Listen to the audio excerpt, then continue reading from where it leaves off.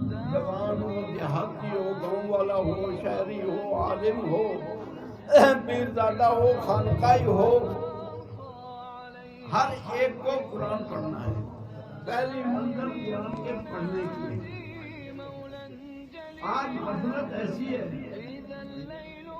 کہ قرآن پڑھنے والے گنے چنے آدمی دنیا میں قرآن پڑھنے کا دستور ختم ہوتا جا رہا ہے۔ اگر کہیں کسی نے قرآن پاک پڑھ بھی لیا تو تلاوت نہیں ہے، اگر کہیں کوئی تلاوت کرتا ہے تو سمجھنے کی کوشش نہیں کرتا ہے، اگر سمجھنے کی کوشش کرتا ہے تو عمر کی کوشش نہیں کرتا۔ یہ قرآن کے ساتھ ناانصافی ہے۔ سب سے بڑی کتاب قرآن پاک جو ازل ابد سے آئی ہے، اسی لیے اللہ تعالیٰ نے اس کتاب کا آغاز الف لام میم سے کیا ہے کہ جس طریقے سے اللہ کی ذات کی کوئی انتہا نہیں ہے، اسی طریقے سے قرآن پاک کی کلام ہونے کی بھی کوئی انتہا نہیں۔ جس طرح اللہ کی رحمان صفت ابدی ہے، رحیم صفت ابدی ہے، قادر صفت ابدی ہے، سمیع بصیر صفت ابدی ہے، اسی طریقے سے جو ہے قرآن کلام اللہ یہ بھی اللہ کی طرف سے صفت ابدی ہے، ہمیشہ کی صفت ہے۔ اس ہمیشہ کی صفت کو اللہ نے سب سے پہلے قرآن کا جو آغاز بتایا، قرآن کا آغاز ہی اللہ تعالیٰ نے جو ہے شروع نزول اقرا سے، اور پھر مسلمانوں کے پاس جو مدون شدہ کتاب ہے، وحی کے ذریعے ترتیب دی ہوئی کتاب ہے، یہ ترتیب جو ہے یہ نبی پاک کی قائم کردہ نہیں ہے، ابو بکر صدیق کی قائم کردہ نہیں ہے، عثمان غنی کی ترتیب قائم کردہ نہیں ہے، یہ ترتیب وحی کے ذریعے سے اللہ کے نبی کو اللہ نے بتایا کہ سب سے پہلے جو ہے قرآن پاک جب شروع کیا جائے تو وہ الف لام میم سے اسی لیے میرے بھائیوں اور دوستوں، الف لام میم سے شروع کرنے کے بعد قرآن کی مختلف آیتیں ہیں، جن آیتوں میں کہیں انا استعمال کیا گیا ہے، کہیں جو ہے تو دوسرا لفظ استعمال کیا مؤکد جملہ بنانے کے لیے، لیکن یہاں جو ہے لا نفی جنس کا استعمال کیا گیا ہے۔ یہاں لا نفی جنس کا اس لیے لایا گیا ہے کہ ازل ابد کے لیے اس کے حادث ہونے کی نفی کر دی جائے، کلام اللہ ہونے میں حادث نہیں ہے۔ یہ کتاب نہ فنا تھی نہ فنا ہوگی، یہ کتاب ازل ابد سے ایسے ہی کلام اللہ چلی آ رہی تھی، اس کے پڑھنے والے حادث، اس کے حروف حادث، اس کے جو ہے تو آئندہ اس کا صوت، اس کی آواز، اس کا سونڈ حادث، لیکن فی نفس ہی کلام اللہ جو ہے یہ ازلی ابدی ہے، یہ اللہ کی ان جو ہے تو صفات قدیمہ میں سے ہے کہ جو ہے تو عین ہے لا غیر ہے۔ میرے بھائیوں، قرآن پاک ہمیں حکم ہے کہ ہم سب سے پہلے مسلمان ہونے سے پہلے، مسلمان ہوئے کلمہ پڑھا، لیکن اب مسلمان ہونے کی بہت سے نشانیاں ہیں، مسلمان ہونے کے بہت سے جو ہے بیان کیے گئے ہیں، اصول ہیں، لیکن سب سے پہلے ہمیں قرآن پاک سیکھنا ہے۔ اگر ہم نے قرآن نہیں سیکھا اور قرآن پاک نہیں پڑھا تو گویا کہ ہم خدا کے دشمن ہیں۔ پہلے قرآن پاک کا پہلا حق یہ ہے، اللہ نے رسول کو حکم کیا، آمنا الرسول بما انزل الیہ والمؤمنون،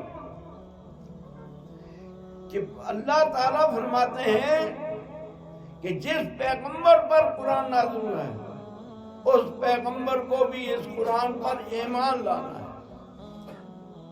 ایمان تب لائیں گے جب اس کو پڑھیں گے، ایمان تب لائیں گے جب اس قرآن پاک کو سمجھیں گے، ایمان تب لائیں گے جب اس قرآن پاک پر عمل کریں گے، ایمان تب لائیں گے جب اس کے احکام کو سمجھیں گے، حلت حرمت کو سمجھیں گے، جائز ناجائز کو سمجھیں گے۔ اس وقت اگر دنیا میں سب سے چیلنج ہے بڑا، سب سے بڑا چیلنج اس وقت ہمارے سامنے ہے، وہ قرآن کی خواندگی ہے، پھر قرآن کا اعتقاد ہے، پھر قرآن کی تفہیم ہے۔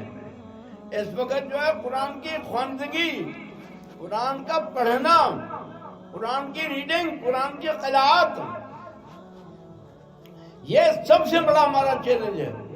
اس لیے کہ آج دنیا کی کوئی حکومت نہیں ہے سوائے چند ایک کے کہ جو یہ اجازت دیں کہ بچوں کو جو ہے تو کھلی چھٹی ہے وہ قرآن پڑھیں اور پھر سکول میں جائیں۔ یہ یہودیوں نے ایک ایسا نظام تعلیم دنیا میں ایجاد کیا ہے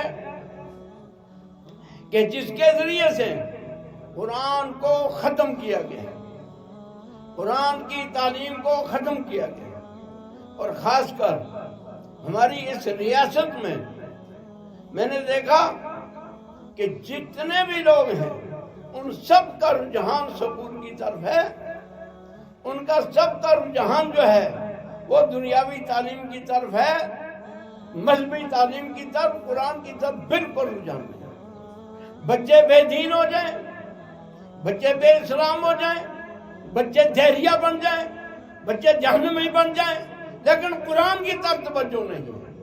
اگر قرآن کو پڑھایا بھی جاتا ہے تو کیا ہے، ایک ٹیوشن ماسٹر رکھ لیا کوئی جو ہے تو کسی مولوی صاحب کو کہہ دیا جی آ کر میرے بچوں کو پڑھا کر چل۔ یہ نہیں دیکھتے کہ بچے پڑھ بھی رہے ہیں یا نہیں، پابندوں بچوں پر سختی بھی ہو رہی ہے یا نہیں، بچوں پر کنٹرول بھی ہو رہا ہے یا نہیں۔ یہی اثر ہے ہمارے مدارس علماء نہیں نکل رہے ہیں، آپ کو نہیں پتا ہے۔ ہمارے مدارس والے بالکل تخفیف کر کے کاٹ چھانٹ کر ایک نصاب پڑھاتے ہیں، وہ بھی پورا نہیں ہوتا ہے۔ اس کی وجہ کیا ہے کہ ماں باپ اپنے بچوں کو ٹائم دینا ہی نہیں چاہتے۔ جب تک ماں باپ اپنے بچوں کو ٹائم نہیں دیں گے، جس طرح سکولوں میں جانے کے لیے، جس طرح دوسری تعلیم کے لیے، ٹیکنیکل ہینڈ بنانے کے لیے، فنی تعلیم حاصل کرنے کے لیے، یہاں تک کہ ڈرائیوری سیکھنے کے لیے بھی ٹائم دیں گے، اور بچہ اگر نہیں سیکھے گا ماں باپ غصے ہو جائیں گے۔ لیکن قرآن اگر نہیں پڑھے گا مولوی کے پاس، اس کا کوئی کنٹرول نہیں ہے۔ مدرسے سے 3 مہینے بعد آ گیا، کوئی پوچھنے والا نہیں ہے، نہ ماں پوچھے گی نہ باپ پوچھے گا، بلکہ اس کے سر پر ہاتھ پھیر دیں۔ یہ بہت بڑا ظلم ہے، اور یہ تباہی کو لے جائے گا ساری قوم کو، ملت ساری تباہ ہو جائے گی اگر قرآن سے منہ پھیر لیا۔ پہلا مسئلہ قرآن کو سمجھیں گے، تب قرآن کو جب پڑھیں گے، قرأت تب ہوگی جب ہم سمجھیں گے، حفظ تب ہوگا جب قرآن کو پڑھیں گے، پہلے تو پڑھنا ہی نہیں۔ آج قانون بنائے جا رہے ہیں، جگہ جگہ آج پارلیمنٹوں میں قانون بنائے جا رہے ہیں کہ بچوں کو جو ہے تو لازمی تعلیم ہے۔ لازمی تعلیم کا مطلب یہ ہے کہ وہ بچے جو ہے قرآن نہ پڑھ سکیں۔ میرے بھائیوں اور دوستوں، آج پوری دنیا میں اگر ہمارے سامنے چیلنج ہے، سب سے بڑا چیلنج ہے، وہ قرآن پاک کی ریڈنگ ہے، قرآن پاک کی خواندگی ہے، قرآن پاک کا پڑھنا ہے۔ میرے بھائیوں اور دوستوں، آپ کہتے ہیں آج آپ کے روزانہ آپ جو ہے تو دیکھتے ہوں گے ٹی وی پر یا ریکارڈنگ میں آپ دیکھتے ہوں گے کہ جو مقررین وہاں بلائے جاتے ہیں وہ اسلام کو صحیح پیش نہیں کر سکتے۔ کیوں نہیں پیش کر سکتے؟ اس لیے کہ انہوں نے تعلیم مکمل نہیں پڑھی، اس لیے کہ انہوں نے ٹائم پورا نہیں دیا۔ یہ تو پورا ٹائم چاہتا ہے، یہ تو پورا وقت چاہتا ہے اسلام۔ آج ہمارے اندر افتاء کا نظام ختم، آج قضا کا نظام ختم۔ اگر قضا کا مسئلہ ہوتا ہمارے اندر اور تنقیح شہادات اور قاضیوں کا نظام، جو اصول لکھے ہوئے ہیں حدیثوں میں، فقہ میں اصول لکھے ہوئے ہیں، اس کے مطابق ہم اگر فتویٰ دیتے اور قضا کر کے فتویٰ دیتے، فریقین کو بلاتے، چاہے بڑے بڑے علماء تھے فریقین کو بلاتے، سامنے ان کے ججمنٹ کرتے، لکھے ہوئے پر، دو آدمیوں کے لکھے پر ہم فتویٰ نہ دیتے، اتنا بڑا فتنہ نہیں پھیلتا تھا دنیا میں۔ آج سمجھدار آدمی میری بات کو سمجھ رہے ہوں گے کہ کون سا فتنہ اس وقت پھیل گیا ہے۔ میرے بھائیوں اور دوستوں، یہ کس کی کمزوری ہے؟ اس لیے کہ فتویٰ دینے والوں نے یہ نہیں سوچا کہ یہ مسئلہ قضا کا ہے، یہ فتویٰ نہیں ہے، اس میں قضا کی ضرورت ہے، اس میں مدعی مدعی علیہ کے حاضر ہونے کی ضرورت ہے، اس میں جو گواہوں کی تنقیح کی ضرورت ہے، گواہوں پر جرح کی ضرورت ہے، اس میں بحث مباحثہ کی ضرورت ہے، اس میں جو ہے تو ان تمام مسائل پر ان کی تاویلات دیکھنی ہے کیا ہے، ان کے بیانات دیکھنے کیا ہے، ان بیانات کو قلم بند کرنے کی ضرورت ہے اور اس کو جو ایک باقاعدہ ججمنٹ کرنے کی ضرورت ہے۔ اس کے بعد جو ہے پھر فیصلہ دیا جاتا ہے کہ کون جو ہے وہ جائز ہے، کون ناجائز ہے، کون باطل پر ہے، کون حق پر ہے۔ لیکن ہوا یہ جب سے فتویٰ بازی شروع ہو گئی اور قضا ختم ہو گئی، اس وقت سے جو ہے ہمارے اندر ججمنٹ کا اصول ختم ہو گیا، قضا کا مسئلہ ختم ہو گیا، بحث مباحثہ کا مسئلہ ختم ہو گیا، تحقیقات کا مسئلہ ختم ہو گیا۔ میرے بھائیوں اور دوستوں، ہم دیکھتے ہیں مسائل کو، ان مسائل میں آج ہم اتنے الجھے ہوئے ہیں کہ اس لیے الجھے ہوئے ہیں کہ ہمارے پاس فرصت نہیں ہے، ہمارے بچوں کو صحیح تعلیم نہیں ہے، ہمارے بچوں کو صحیح تربیت نہیں ہے۔ اگر کہیں تربیت ہے تو نکاح، طلاق اور چند مسئلوں کے بارے میں، باقی مسائل کے بارے میں کہاں تربیت ہے؟ کس کو تربیت ہے؟ کون پڑھتا ہے؟ کون پڑھاتا ہے؟ کہاں مارکیٹ میں اس کی ویلیو ہے؟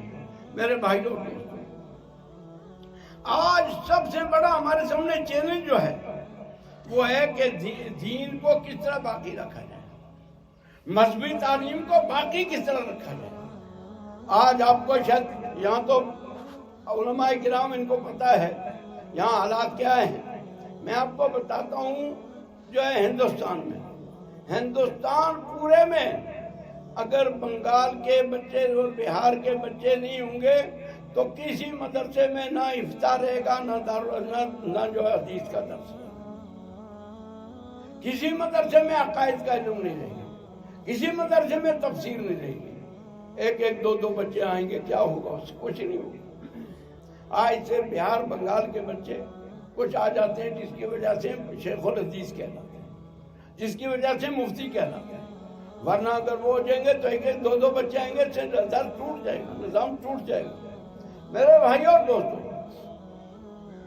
آج ہمیں جو ہے اپنی مذہبی تعلیم کو مضبوط کرنے کی ضرورت ہے۔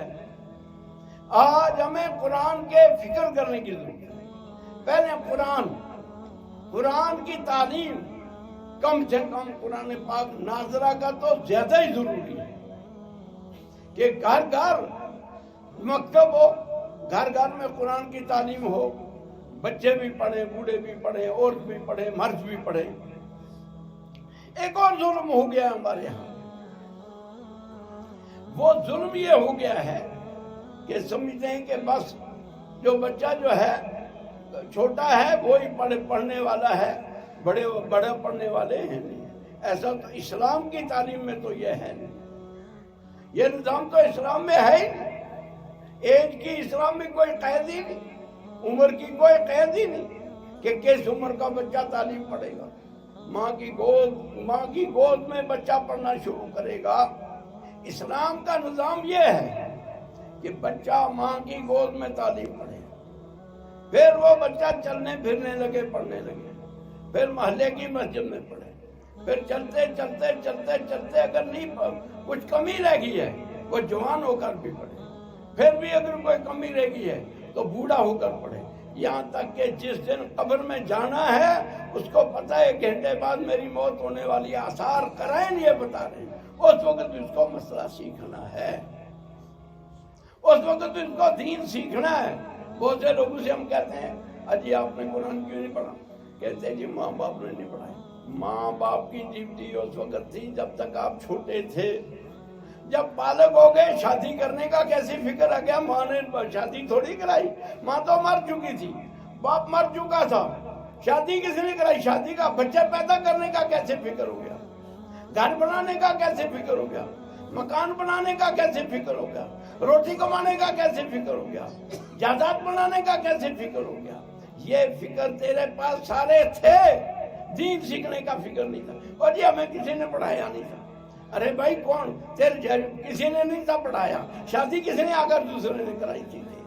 نکاح کسی نے تیری جگہ دوسرے نے حجاب قبول کیا تھا یا تو نے کیا تھا؟ تجھے حجاب قبول کرنے کا عقل تھا؟ اور صحبت بیوی کے ساتھ کرنا کس نے سکھایا تھا؟ تجھے خود سیکھا تھا، کس نے سکھایا؟ ایسی بھونڈی باتیں اٹھاتے ہیں۔ میرے بھائیوں اور دوستوں، ہمارا مشن پروگرام نبی پاک صلی اللہ علیہ وسلم سے لے کر آج تک اکابر صحابہ سے، تابعین، تبع تابعین سے لے کر الی یومنا ھذا قرآن پاک پڑھانا ہے۔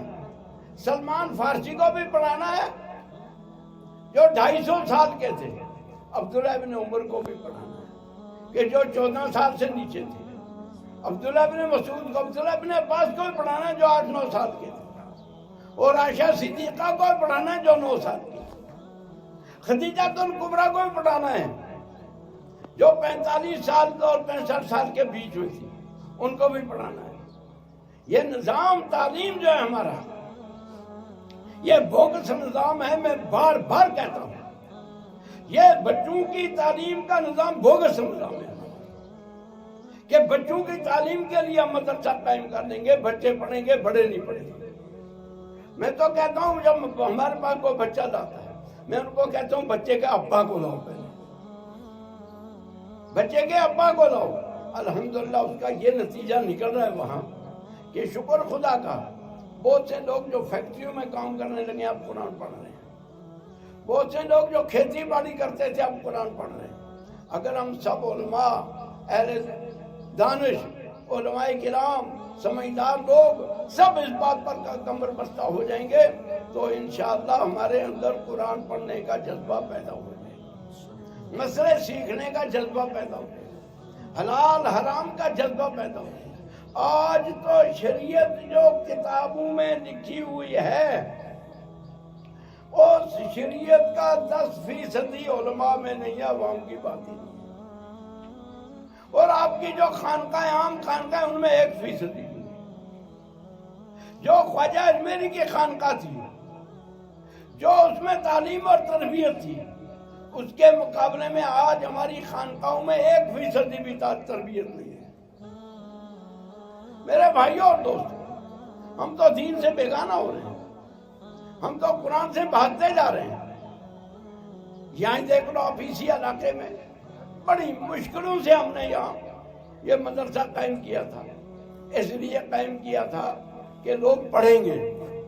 اس کالونی میں کتنے مسلمان بستے ہیں، نہیں پڑھنا چاہتے، نہیں آنا چاہتے، دین نہیں سیکھنا۔ میں مولانا لالدین صاحب سے کہہ رہا تھا، میں نے کہا مولانا یہ میری بدقسمتی تھی جس وقت اللہ تعالیٰ نے میری تقدیر جو ہے یہ لکھی تھی میری جنم بھومی جو ہے وہ جموں کشمیر ہوگی۔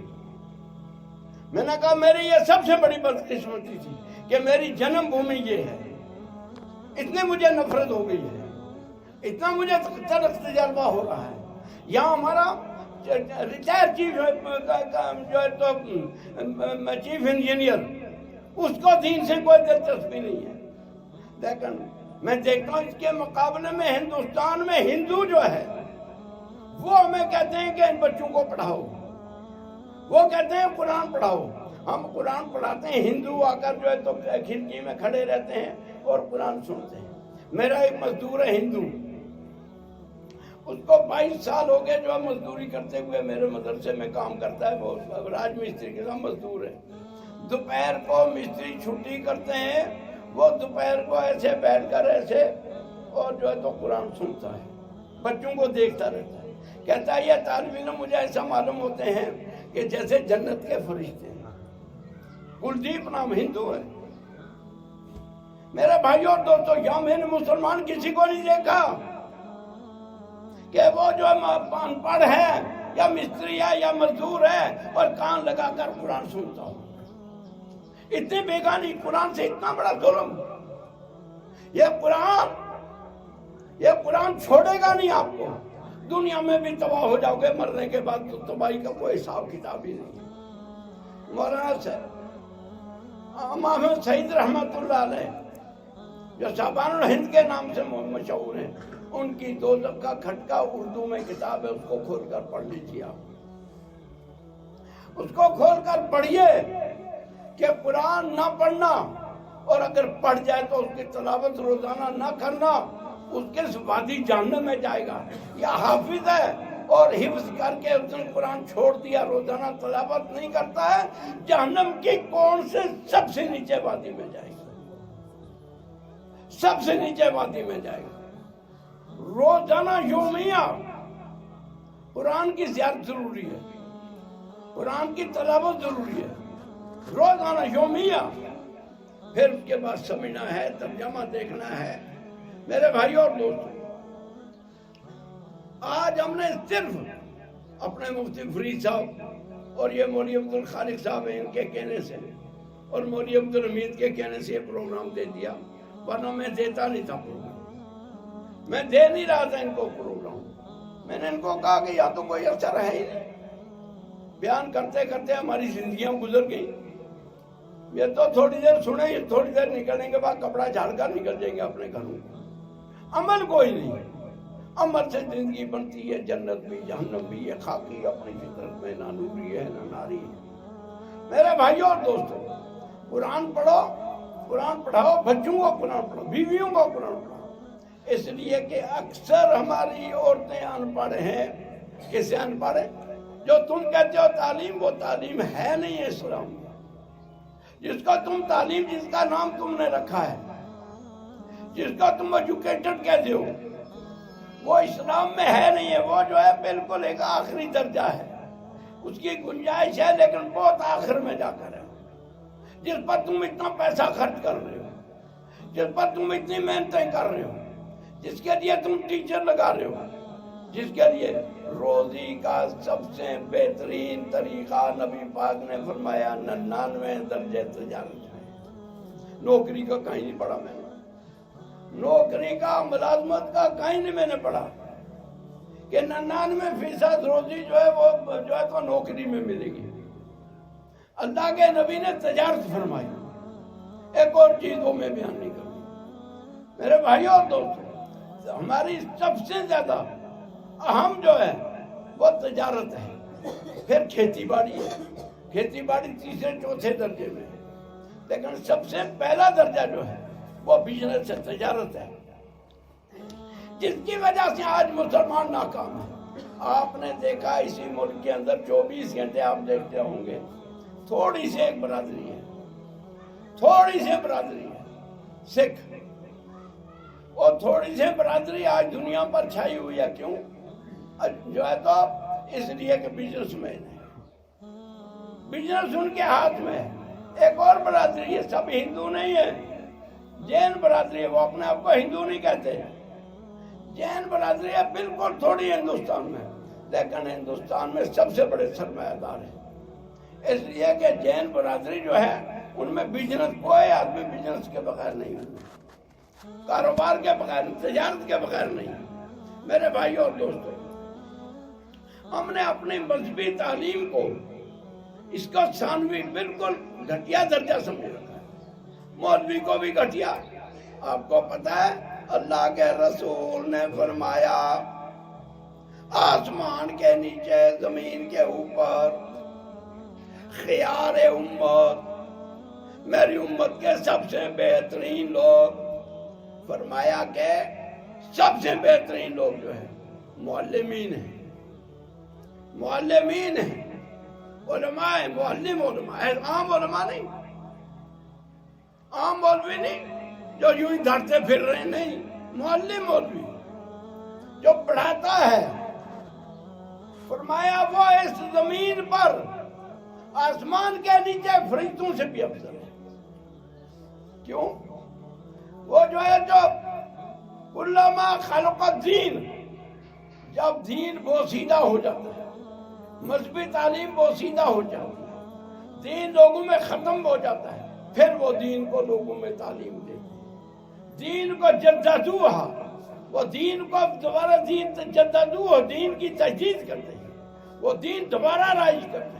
وہ مذہبی تعلیم کو دوبارہ پھیلاتے ہیں. وہ قرآن کو دوبارہ پھیلاتے ہیں. وہ حدیث کو دوبارہ پھیلاتے ہیں. وہ فقہ کی تعلیم کو دوبارہ پھیلاتے ہیں. وہ اسلامی تاریخ کو دوبارہ پھیلاتے ہیں. وہ سیرت نبی کو دوبارہ پھیلاتے ہیں.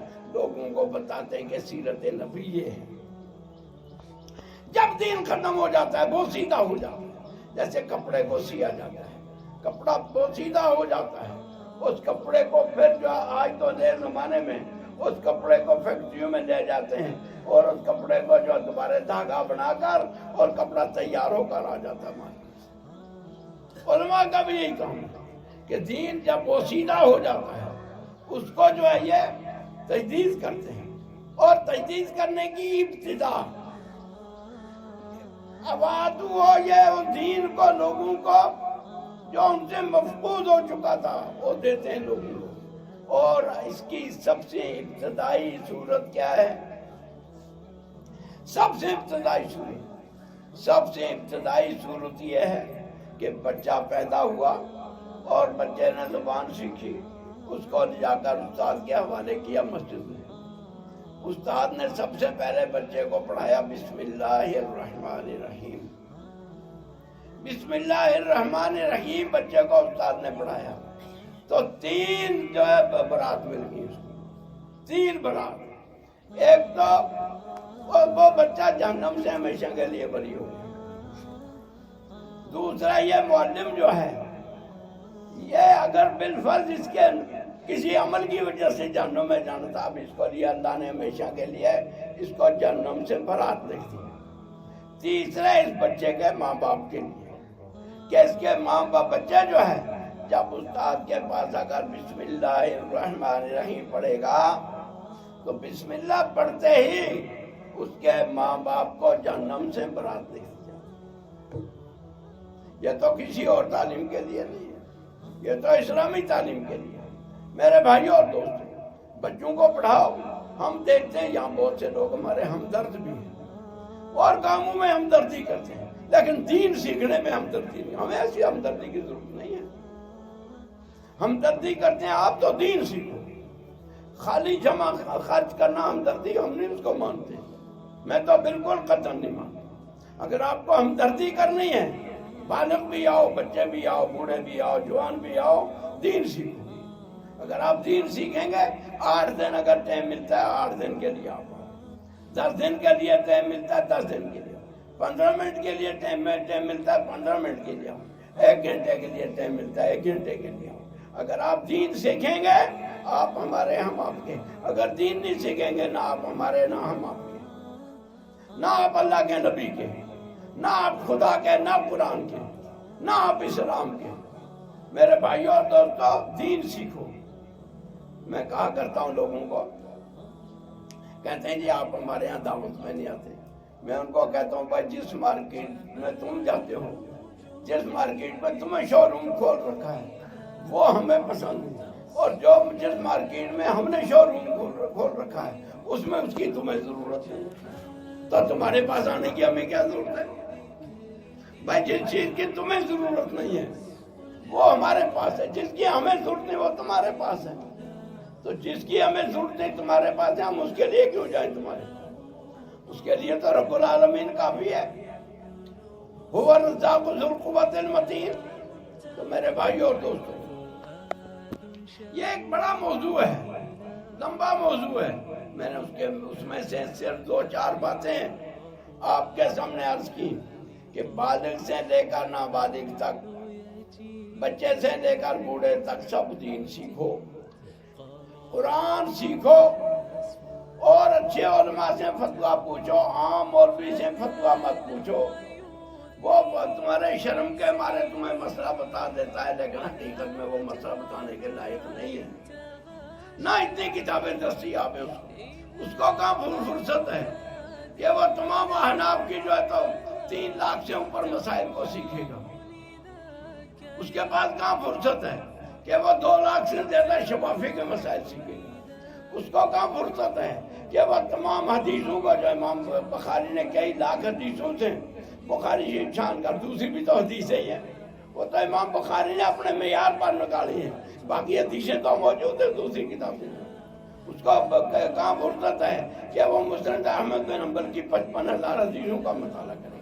یا اس کی شروحات کا مطالعہ کرے، اس کو کہاں فرصت ہے بیچارے مولوی کو، امام جو تم نے رکھا ہوا ہے اس کو اپنے بیچارے کو رات کی روٹی کا فکر، اس کے بعد ٹائم کہاں ہے؟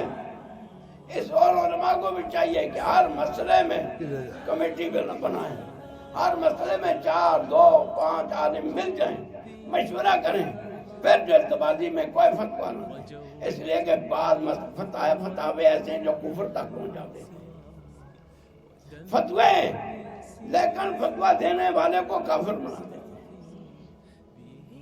یہ بہت ہوا ہے، تفصیل کی بات نہیں ہے اس وقت میرے بھائیوں اور دوستوں، پھر آخر عمر میں کسی نے رجوع کیا، کسی نے نہیں کیا، کسی کو توبہ کی توفیق ہوگی، کسی کو نہیں ہوگی، اس لیے جلد بازی نہیں کرنی ہے، مسئلے مسائل میں چھان بین کرنی ہے، اور تمام مدرسوں میں کتب خانے ہونے چاہیے، لائبریریاں ہونی چاہیے، بڑی بڑی لائبریریاں ہونی چاہیے، یہاں تو بدقسمتی ہے، ہم نے جو ہے تو مشکل سے مولانا محمد سعید مسعودی نے اور میں نے اور کچھ اور علماء نے کوشش کی، ہم نے ایک بہت بڑا جموں کشمیر کا سب سے بڑا مدینہ العلوم حیدرآباد میں کتب خانہ، اس میں ہم نے کتابیں جو ہے جمع کی، میں نے مصر سے کہاں سے دنیا سے کتابیں لا کر جمع کروائی کہ تاکہ یہ سب سے بڑا مسلمانوں کا کتب خانہ رہے گا، مسلمان کیسے لائق ہیں کہ انہوں نے اس کو جلا دیا،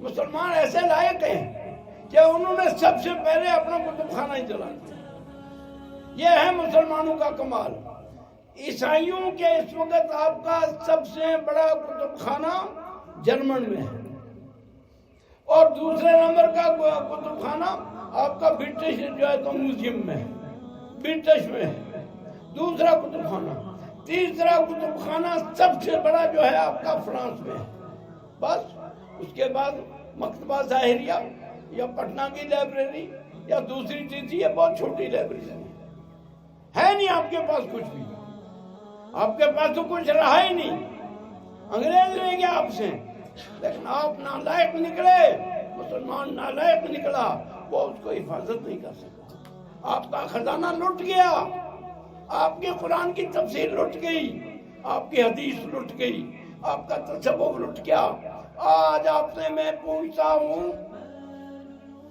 یہاں کتنے لوگ ہیں کہ جو جنہوں نے امام غزالی کو پڑھا ہوگا یا امام غزالی پر کسی نے کشمیری میں ریسرچ کیا ہوگا یا پنجابی میں ریسرچ کیا ہوگا یا ہماری یونیورسٹیوں نے اس پر ریسرچ کرایا ہوگا، بلکہ آپ کو میں دکھاتا ہوں کہ جرمن میں 10 PhD ہو چکی ہے امام غزالی پر، فرانس میں 22 PhD ہو چکی ہے امام غزالی پر، اور برطانیہ میں 21 جو ہے تو PhD ہو چکی ہے امام غزالی پر، اور ان کی کتابیں کیا کر رہے ہو تم؟ مسلمان کہتے ہو اپنے آپ کو؟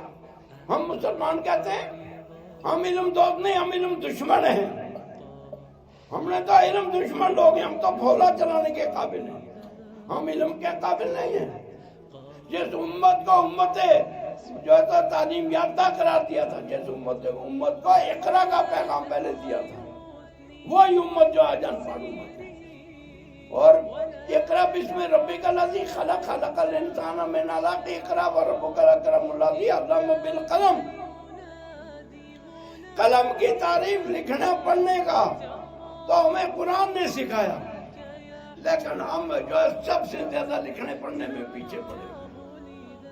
میرے بھائیوں اور دوستوں، آج ہم اتنی جہالت میں ہماری قوم پڑی ہوئی ہے۔ میں یونیورسٹی میں نے بڑی مشکلوں سے بڑے بورڈ آف اسٹڈی کی میٹنگوں میں بحث کر کے شیخ یعقوب سرفی پر پی ایچ ڈی کر کہتے تھے کسی اور پر تو اس پر کیا ضرورت ہے، عشاء صاحب پر، اور میں نے خواجہ حبیب اللہ نوشہری پر مشکل سے لڑائی کر کے پی ایچ ڈی کروائی۔ کشمیر کے چند بزرگوں پر ہم نے بحثیں کر کے جو بڑی بورڈ آف اسٹڈی کی 3 4 میٹنگیں ملتوی ہو جاتی تھی، لڑ کر جو ہے تو ہم نے، اور یہیں تک نہیں ہے بلکہ کشمیری زبان کو جب لکھنے پڑھنے کا نمبر آیا، اس کے لیے کمیٹیاں بڑی، ان کمیٹیوں نے یہ فیصلہ کر لیا کہ کشمیری زبان کو ادھر سے لکھا جائے گا دیوناگری رسم الخط۔ میں واحد آدمی جو اڑ گیا، میں نے کہا نہیں، کشمیری کا رسم الخط فارسی ہے اور یہ ادھر سے لکھا جائے گا دائیں طرف سے، ورنہ آج آپ واقعی بھی نہ ہوتے۔ پھر پروفیسر سعید جو کیلیفورنیا میں اس وقت، اس نے میرا ساتھ دیا اور چل کر ہم نے آہستہ آہستہ الحمدللہ کنٹرول پایا، کشمیری زبان کا یہ خط بچایا ہم نے۔ آپ کو کہ ہمارے جتنے یہ پڑھے لکھے نوجوان یہ کلچر اکیڈمی میں آئے، گوجری کے بارے میں انہوں نے کوشش کی کہ گوجری کا رسم الخط بدلا جائے، اور آج بھی کوشش جاری ہے، لیکن میں واحد آدمی جو اڑا ہوا اس پر۔ میں نے کہا نہیں، رسم الخط اس کا بدلا جائے گا، اس دائیں طرف سے لکھنے کا اس کا دستور رہے گا۔ آپ کو کیا ان خطرناک حالات کا ہمیں پتہ، خطرناک کن منظروں سے ہم گزر رہے ہیں۔ میرے بھائیوں اور دوستوں، جب کہ کوئی قوم اپنی تہذیب سے ناشنا ہو جاتی ہے، اس قوم کا تو دنیا سے مٹنا ہی ہے۔ مسلمان جب اپنی تعلیم سے ناشنا ہو جائیں گے، اپنی تاریخ سے ناشنا ہو جائیں گے اور اپنے دستور اساسی سے ناشنا ہو جائیں گے جو کتاب اللہ ہے، تو مسلمان کا دنیا سے پھر اندلس بننا ہے، پھر بخارا بننا ہے، پھر بلخ بننا ہے، پھر تاجکستان بننا ہے، پھر ماورا النہر کی تباہی آنی ہے۔ جب امت نہیں سمجھے گی، جب امت کو ہوش نہیں آئے گا، امت کے علماء کو ہوش نہیں آئے گا، امت کے دانشوروں کو ہوش نہیں آئے گا، عام بعض تقریریں جو میں نے چھوڑ دی وہ تو آپ سنتا ہی رہتے ہیں، لیکن میں وقت حاضر کی جو مجبوریاں ہیں وہی آپ کے سامنے بتا رہا ہوں۔ اللہ تعالیٰ مجھے اور آپ کو عمل کی توفیق عطا فرمائے، اللہ تعالیٰ میں دین پر چلنے کی سمجھ عطا فرمائے، ہم اپنے آپ کو بچا سکیں، اپنے دستور اساسی کو بچا سکیں، اپنے قرآن کو بچا سکیں، اور دن رات قرآن کی تعلیم کا انتظام کریں، اور بچوں کو مجبور کریں کہ وہ 2 گھنٹہ 7 گھنٹہ جتنا بھی ٹائم ہو سکتا ہے وہ مدرسوں میں دیں۔ پھر جو مدرسوں میں داخل ہوں ان کو بچوں پر سختی کی جائے کہ وہ بچے جو جلدی چھٹی سے پہلے نہ آ جائیں۔ آج کیا مدرسے بچے ابھی مدرسوں میں چھٹی نہیں ہوتی، امتحان نہیں ہوتے، بچے پہلے ہی بھاگ کر چلے جاتے، بچے پہلے ہی چلے جاتے ہیں۔ یہ ماں باپ کا قصور ہے۔ مفتی فرید صاحب کو کیوں نہیں اس وقت 4 بچوں کی دستار بندی کروائی اس نے؟ اس لیے کہ بچے جو چلے گئے، انہوں نے کہا نہیں ہمیں تو جانا ہے، گرمی لگتی ہے، گرمی لگتی ہے، جہنم میں جلنا، جہنم میں جلنا نہ تم، اگر تمہیں گرمی لگتی ہے تو۔ یہ کس کا قصور ہے؟ ماں باپ کا، بچوں کا کوئی قصور نہیں، جہنم ہی ماں باپ کا قصور ہے، جو بچوں کو بے دین بنا رہے ہیں، بے اسلام بنا رہے ہیں۔ میرے بھائیوں اور دوستوں، اللہ تعالیٰ ہمیں دین کی سمجھ عطا فرمائے، اللہ دین پر عمل کی توفیق عطا فرمائے، اور دین صرف زبان تک نہ رہے بلکہ پریکٹیکل، اس کو جو ہے دین کو عملاً ہم اپنائیں اور عملاً اپنا کر دین پر چلیں۔ اللہ تعالیٰ مدارس کو بھی یہ توفیق عطا فرمائے کہ وہ بالغان کی تعلیم کا انتظام کریں، اور جنہوں نے کیا ہے تفسیر کا رمضان میں انتظام کیا ہے یا حدیث کا کہیں انتظام ہے، وہ تو مبارکبادی کے مستحق ہیں، وہ لوگ تو اللہ تعالیٰ کے وہاں مقبول ہیں انشاءاللہ، لیکن جنہوں نے نہیں کیا ہے وہ مغضوب علیہ بننے سے اپنے آپ کو بچا لیں۔ اور ہر مسجد میں ہر جگہ جو ہے دینی تعلیم کا انتظام کریں، طالبوں کو تفسیر پڑھائیں، حدیث پڑھائیں، فقہ، اگر باقاعدہ نہیں پڑھ سکتے کم سے کم اتنا تو ہو، مدرسے دینی تو ہو۔ اللہ تعالیٰ مجھے بھی اور آپ کو عطا فرمائے۔ السلام علیکم ورحمۃ اللہ۔